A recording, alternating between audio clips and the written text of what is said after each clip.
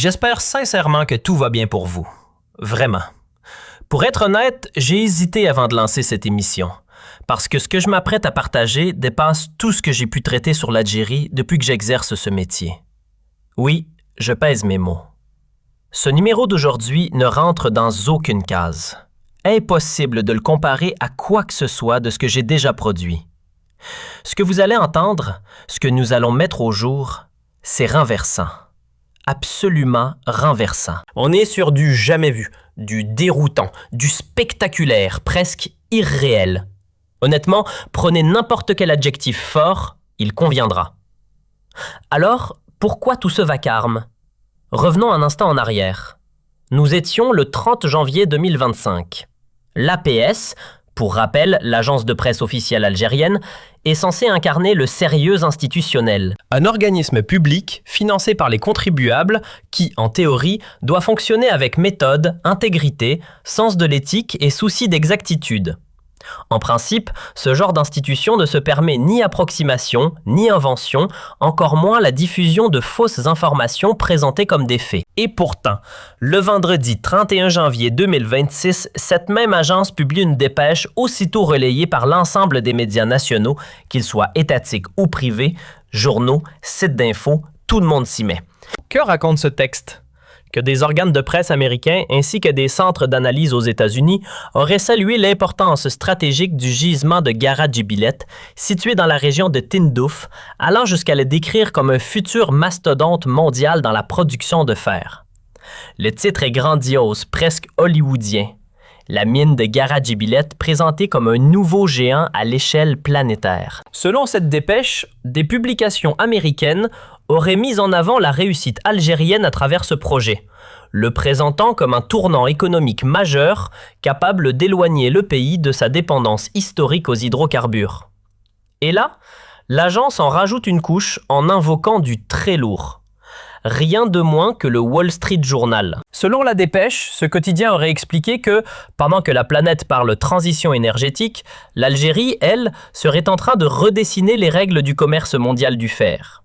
Mieux encore, le projet de Gara-Djibilet offrirait au pays un atout stratégique face à l'Europe, grâce à la distance réduite et à des frais logistiques jugés avantageux. Évidemment, quand un titre d'une telle envergure est cité, ça claque.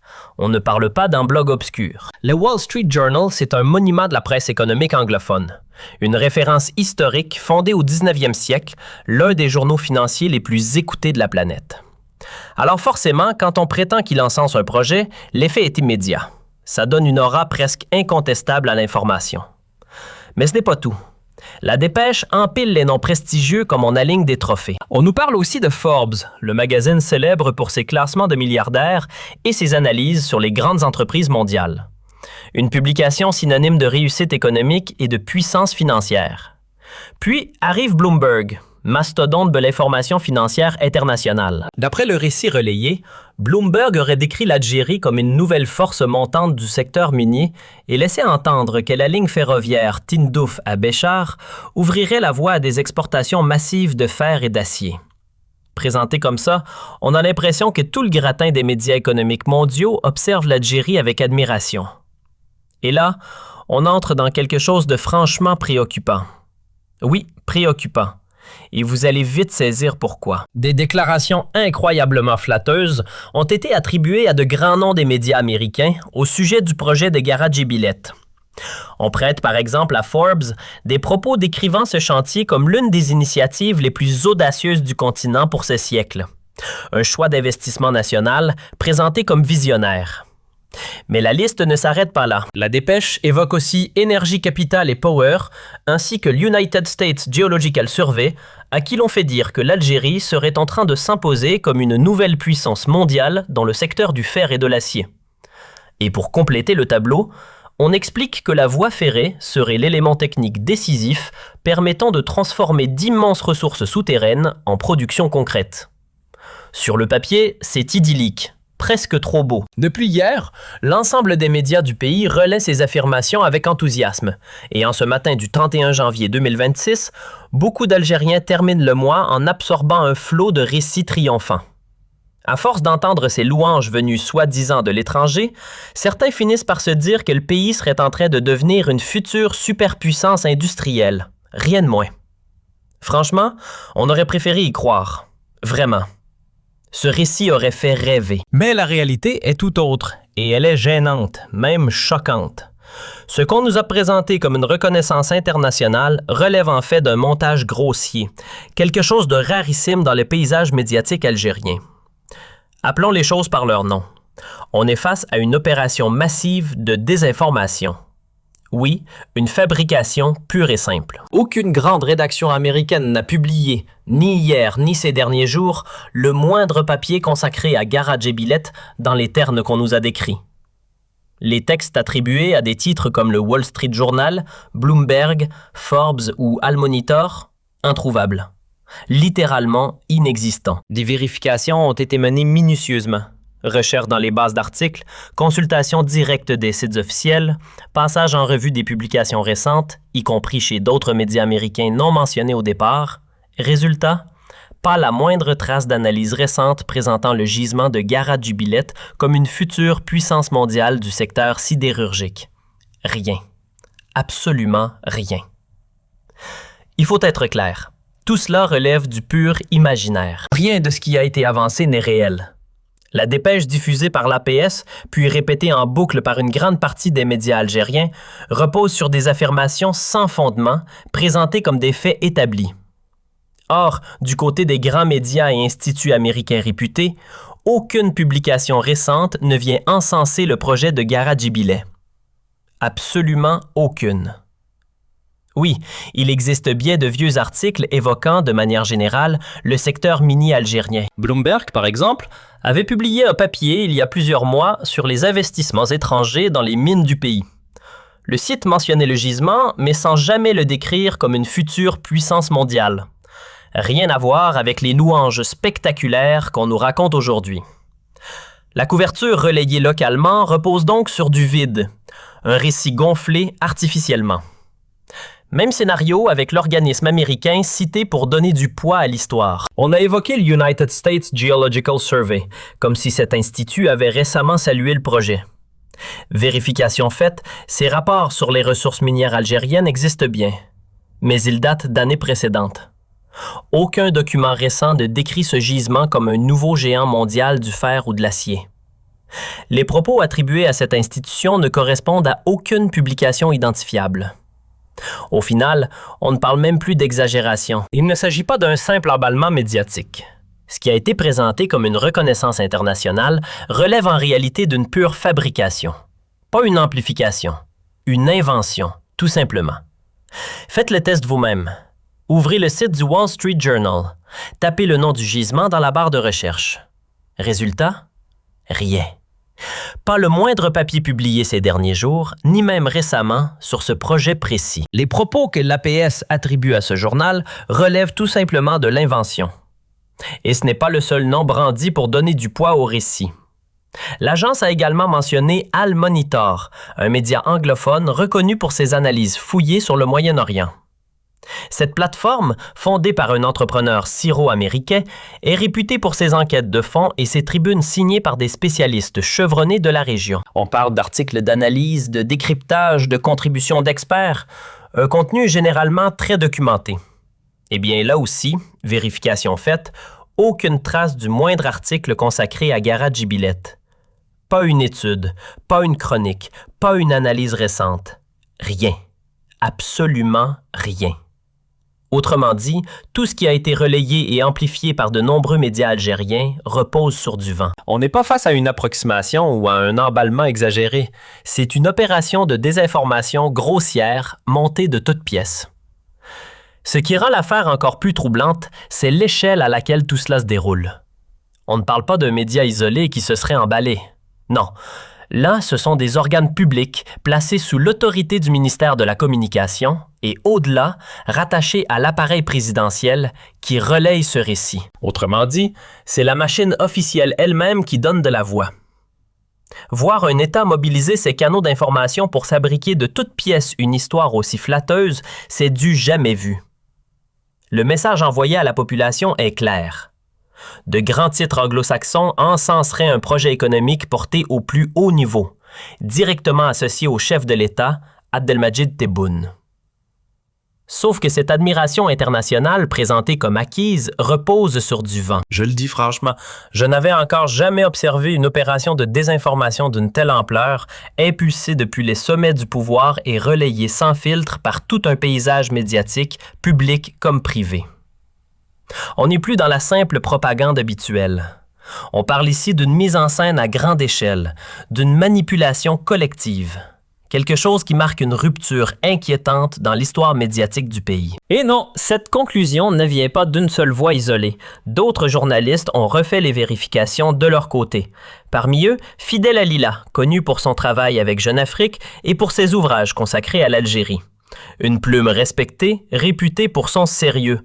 Lui aussi a repris point par point les affirmations relayées en allant directement consulter les sources américaines citées. Sur ses réseaux sociaux, il s'est publiquement interrogé. Comment des médias algériens, journaux, télévisions, organes officiels, peuvent-ils s'emballer ainsi autour d'un projet minier en s'appuyant sur des publications étrangères qui n'existent tout simplement pas? Selon lui, rien de vérifiable ne vient soutenir le récit diffusé. Aucun article récent du Wall Street Journal, de Forbes, de Bloomberg ou d'une institution américaine reconnue ne correspond aux citations mises en avant. Il parle carrément d'une mise en scène médiatique, d'un tour de passe-passe informationnel, une construction artificielle. D'après ses propres mots, il a épluché les contenus un à un, ligne après ligne, en comparant chaque affirmation avec les publications réelles des médias mentionnés. Même démarche de vérification minutieuse, aller à la source, consulter directement les sites concernés et constater le décalage total entre le récit officiel et la réalité des archives. Franchement, il n'y a rien de compliqué là-dedans. J'encourage chacune et chacun à faire le test par soi-même. Oui, allez vérifier, prenez quelques minutes et regardez directement à la source. Quand une agence officielle mentionne des noms aussi connus que le Wall Street Journal, Bloomberg, Al Monitor ou Energy Capital et Power, la démarche est simple. Ouvrez leur site. Même lorsqu'un article est réservé aux abonnés, son titre apparaît. Il suffit d'entrer quelques mots-clés liés au projet ou au pays, et là, surprise. Aucune trace d'un papier récent qui encense Garadjibileh ou présente ce projet comme une révolution industrielle. Pas une analyse, pas une brève, pas même une mention en passant. Faites la même chose avec Forbes. Ce magazine, célèbre dans le monde entier pour ses classements de fortune et ses enquêtes économiques, met tout son contenu en ligne de manière archivée. Là encore, quelques recherches suffisent. Tapez le nom du gisement, essayez avec Algérie, combinez les mots, et rien n'apparaît qui corresponde aux nuances relayées localement. Même constat pour les institutions scientifiques américaines évoquées. Elles disposent toutes de bases de données accessibles. Leurs rapports sont consultables, répertoriés, datés. Or, aucune publication récente ne correspond aux citations qui leur sont attribuées. En clair, il suffit d'un peu de curiosité et d'une connexion Internet pour constater l'écart entre le récit officiel et la réalité des sources. Allez voir par vous-même, leurs archives sont ouvertes, accessibles, consultables. On y trouve des rapports sur l'Algérie qui remontent à des décennies, des études anciennes sur les ressources minières, des analyses historiques. Bref, de la documentation, il y en a. Mais des publications récentes encensant le projet de Garadjibileh comme on nous l'a vendu? Zéro. Pas une seule. Ces organismes disposent de plateformes officielles bien connues. Ce sont des instituts respectés, des centres d'expertise, des médias influents. Et pourtant, malgré cette réputation, leurs noms sont utilisés pour accréditer une histoire montée de toutes pièces. Le récit qu'on tente d'imposer est clair. Regardez, même la presse spécialisée américaine applaudit le projet. Donc, les voix critiques locales seraient ignorantes ou mal intentionnées. Sauf que cette mise en scène repose sur du vide. On nous dit « Consultez le Wall Street Journal, jetez un œil à Forbes, parcourez Bloomberg ou Al Monitor. » Ils auraient compris, eux. Ils auraient salué l'émergence d'un futur géant industriel. En réalité, rien de tout cela n'existe. Comme l'a résumé le journaliste Fidel Alila, on est face à une manipulation d'ampleur. Malgré cela, l'agence officielle et plusieurs médias nationaux continuent d'évoquer de prétendus articles enthousiastes publiés à l'étranger. Des citations, des rapports, des analyses qui, une fois vérifiées, ne mènent nulle part. Pas la moindre trace dans les publications mentionnées. On frôle l'absurde. Une construction médiatique gigantesque sans base réelle. Honnêtement, je n'avais encore jamais observé un appareil d'État entier activer à ce point son écosystème médiatique. Chaînes publiques, journaux officiels, plateformes privées, pour relayer à grande échelle un récit fabriqué. Là, on dépasse la simple rumeur. On part d'une diffusion massive, sans gêne apparente, à l'intérieur du pays comme à l'extérieur. Que des médias indépendants se trompent ou exagèrent passe encore. Mais voir une machine institutionnelle reprendre et amplifier ce type de contenu, c'est d'un autre niveau. Et pendant ce temps, vous imaginez vraiment que les grandes rédactions américaines vont prendre la peine de répondre? Pour elles, des organes comme l'APS ou certains titres algériens ne pèsent tout simplement pas dans le paysage médiatique international. Elles ne vont ni mobiliser une équipe, ni publier un démenti pour corriger des propos qu'elles n'ont jamais tenus. Le silence ne sera pas une validation. Juste de l'indifférence. Le plus troublant, c'est que la source de ce récit se présente comme la voix officielle du pays. Une agence nationale censée représenter l'État à l'étranger, qui se met à diffuser des informations inventées pour orienter l'opinion, ici comme ailleurs. Tout cela dans un contexte précis. Valoriser à tout prix un projet mis en avant au plus haut niveau, justifier des investissements colossaux et transformer une opération contestée en prétendu triomphe salué par la planète entière. Pour donner le change, on met en scène une admiration internationale qui n'existe que sur le papier. On parle de projets révolutionnaires, stratégiques, visionnaires, alors qu'aucun des grands médias étrangers cités n'a publié la moindre analyse allant dans ce sens. Pas une ligne. Pas un reportage. Rien. Ce récit héroïque repose uniquement sur une construction artificielle. Autrement dit, une fiction présentée comme un fait.